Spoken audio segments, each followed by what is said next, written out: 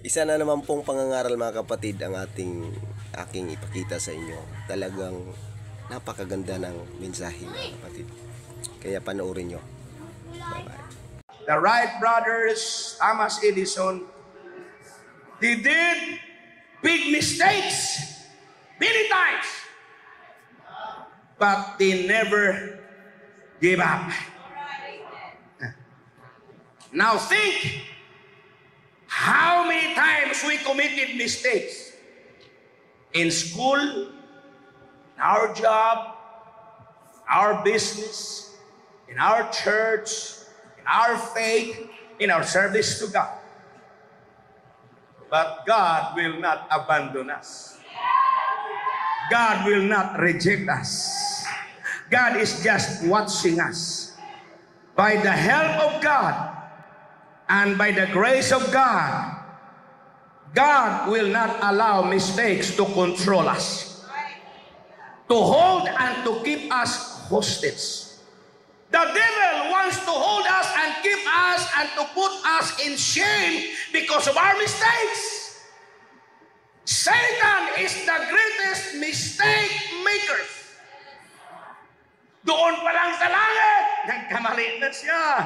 Pumunta siya sa Eden, nakala niya mabiyag ang tao, patapos ng tao. Nagkamali siya. Dahil doon tuloy sa Eden, nangako ang Diyos, mula sa binhi ng babaeng yan, lalabas ang tagapagligtas. Nagkamali si Eva, pero kay Eva rin manggagaling ang kaligtasan. Magkamali man tayo, pero huwag ka makalala. Baka sa kamalian mo, merong plano ang Diyos, maliligtas ang iyong mahal sa buhay. Come on! Mistakes is not the end. Mistakes is not your present house. This mistake will not give you hostage, but it's time to rejoice. That's why Micah said, rejoice not, O mine enemy. Come on, shout to the Lord. Hallelujah. I know you can go with me in this message because all of us committed mistakes.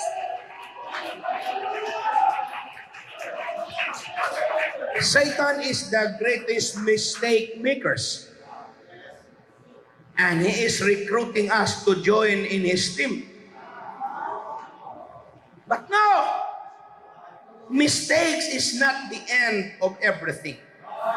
Not the end of our journey and service to God. Mistakes should not be a prison house to every Christian. Don't allow mistakes to keep you hostage. But our mistakes must become a doorway to our victory. Mistakes will lead us into a brand new way, brand new door leading to our victory. Amen. Dahil ang Diyos, mga kapatid, naunawaan niya tayo kasi nung bago tayo niligtas, balot na balot tayo sa kamalian. Hindi nga siya tumigil hanggat makuha tayo. Ngayon pa na ang mistake natin, kaunti minsan na lang. Dahil minsan ang kalitang mistake, mga kapatid, ibig sabihin wrong judgment. Bakit nagkamali? Mali yung desisyon eh. Bakit nagkamali na misinterpret? Bakit nagkamali ka? Hindi ko masyado naintindihan. Yun lang naman eh. Wrong judgment rather. And then you lack the understanding, and then you lost sight. You misinterpret the point, kaya you committed mistake. Naunawaan ng Diyos yan. Walang pwedeng maghusga sa atin na nagkamali na tayo. Mayroon pa tayong pagkakataon. Rejoice not against me, O my enemy. Pag maramdaman mo na merong mali tayong nagawa, sabi natin kay Satanas, rejoice not against me, O mine enemy. I committed mistake. I've done my mistakes, but rejoice not against me. Because I know this is not the end. Kung nangyari man ito, meron ding plano ang Panginoon sa buhay ko. Lahat ng mga tao sa Biblia nagkakamali at nagkamali. Hindi tumigil sa ganung lugar, mga kapatid. Tinaas pa yung iba ng ating dakilang Panginoon. Now, sino dito sa simbahan na nandito nagsimba na hindi nakagawa ng mali? Pero lahat ng nakagawa ng mali, pwedeng magsabing, praise the Lord. Yung mga taong nakagawa ng mali, tayo dapat ang mag-rejoice sa Panginoon. Tayo yung dapat sumamba ng kabumabuti sa Panginoon. Lahat nakagawa ng kamalian, dapat we are the first to worship God. Hallelujah! Amen! Those who committed mistakes must be the first to worship God.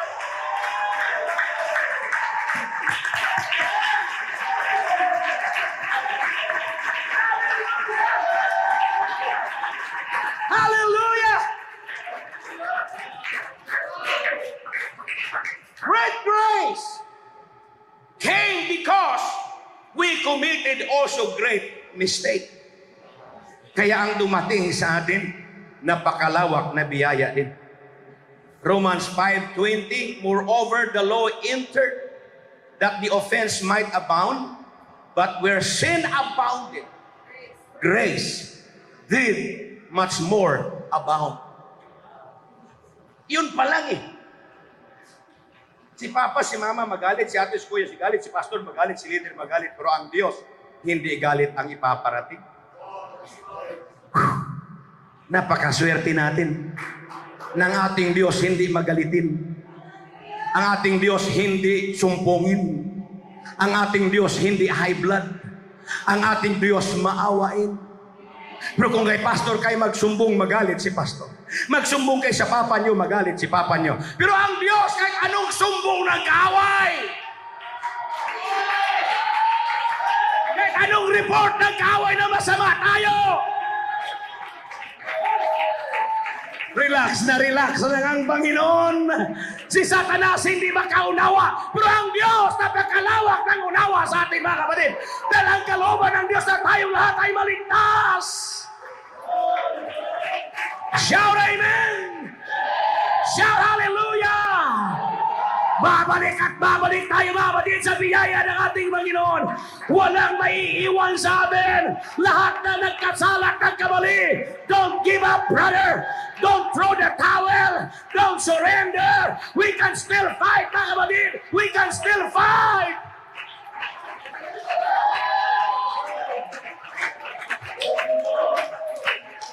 Mamaya, merong magandang point, mga kapatid.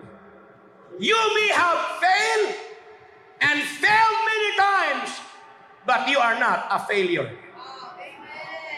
God did not give up on us. I failed, you failed, but you are not a failure and I'm not a failure. We are just a victim of time, but that is not who we are. We have the Spirit of the Lord. We can stand up, get back, and take position. I am going to fight again. Instead of asking and questioning God, pray! We will not continue complaining. We will not continue blaming. We will not continue asking, but we will continue in rejoicing. I will rejoice in the Lord. My building, wala, we can rejoice. Come on, that's it, Buddy Ronald. We can rejoice in the Lord. Hallelujah. We can rejoice. We can rejoice. The one we praise, rejoicing continually. I will praise thee, oh Jehovah. He is the faithful and unchanging one. We can rest in the solidarity of His love and rely on the sovereignty of His grace, unchanging.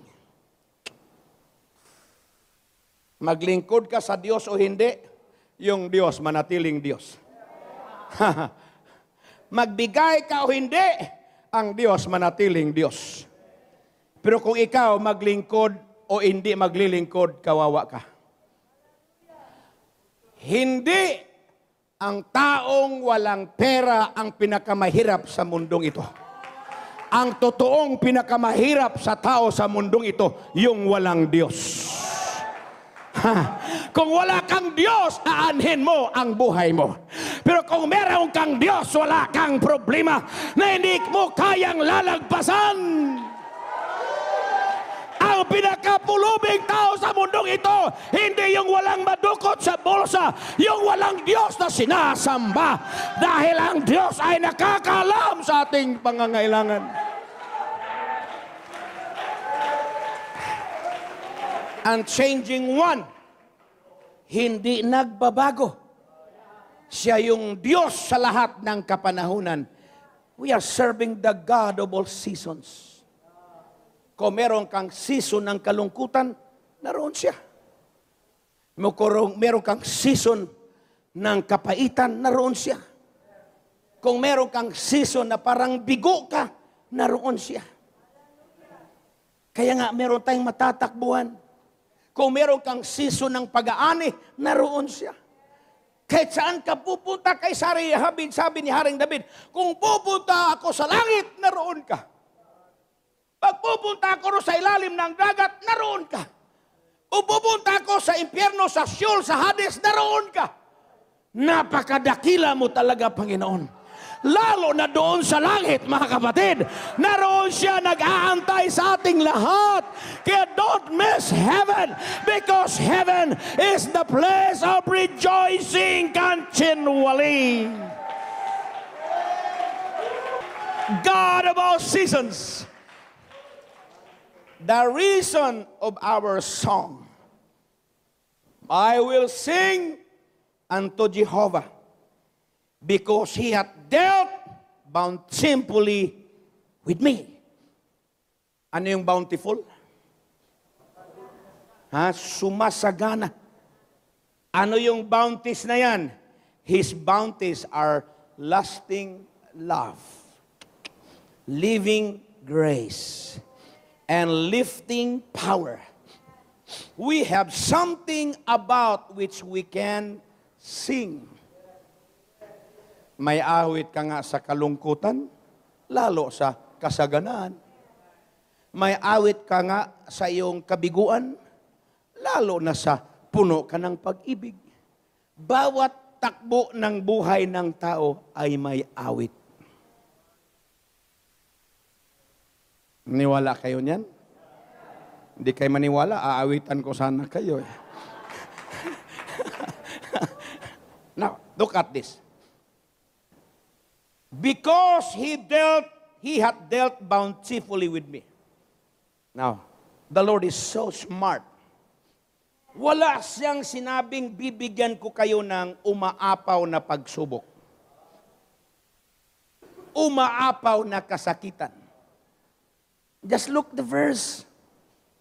Study the words. Ano lang sabi niya? In this world you shall have persecution. You are going to have trials, but not bountifully. Not bountifully. Pero yung bountifully ng Diyos, love, grace, mercy, blessings, umaapaw na pagpapala, young people. Umaapaw na pagpapala, mga tatay. Umaapaw na pagpapala, wala nanay. Hindi umaapaw na pagsubok. Sorry to tell you, walang pagsubok na umaapaw. Ang pagsubok, isang araw, dalawang araw, tatlong araw. Pero yung biyaya ng Diyos umaapaw araw-araw. Yung pag-ibig ng Diyos umaapaw araw-araw. Kaya hanggat ngayon, hindi ko kayang talikuran ang kabutihan ng Panginoon, mga kapatid. Yung sakit, minsan lang yan. Yung kamatayan, minsan lang yan. Mawala ka ng mahal sa buhay, minsan lang yan. Pero yung bountiful blessings of God, I will bless you. I will keep you. I will protect you. I will add the blessings of your life. I will add the years of your life. I will give you joy. I will give you peace. I will give you love. Kaya nung binabasa ko yan, which is true, wala kang masabi kahit sa mga posters, mga frames na binibigay, God's bountiful blessings of death be upon you. Itapon mo yan. Wala kang mabasa. God's bountiful pains. God's bountiful and abundance trials. Wala. Pero yung mga nakalagay sa Bible sa mga frames, let this house be full of abundance of peace, abundance of joy, abundance of mercy. Yun yung motivation ng Panginoon. Kaya wag nating bigyang maliit lang ang pagpapala ng Diyos. Yung kapayapaan natin, mga kapatid, hindi kayang ipagpapalit ng anumang bagay. There is bountiful blessings to everyone. Umaapaw, mga kapatid, kung merong lagyanan ng basket na ito, punong-puno yan, walang mailalagay, wala nang kasisid yan, wala nang lugar. Yun ang ibibigay sa iyo, umaapaw. Hindi sakit, hindi problema, hindi kapaitan, hindi pagsubok, kundi tagumpay, kagalakan, kapayapaan na nanggagaling sa ating dakilang Panginoon. And I am here to challenge everyone. It's time to rejoice in the Lord. We are not carrying. Church, listen.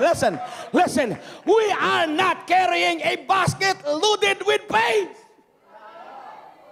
Did you hear me? Hindi tayo binigyan ng Diyos ng basket na puno ng kapaitan. Puno ng pagsubok, puno ng problema, puno ng kawalahan. Anong sabi ng Diyos? Cast all your burdens upon me. At ang ibibigay sa iyo, basket na puno ng pagpapala. Kaya araw-araw, purihin ang Panginoon, basket na may laman at umaapaw upang tayong lahat ay magalak, mga kapatid.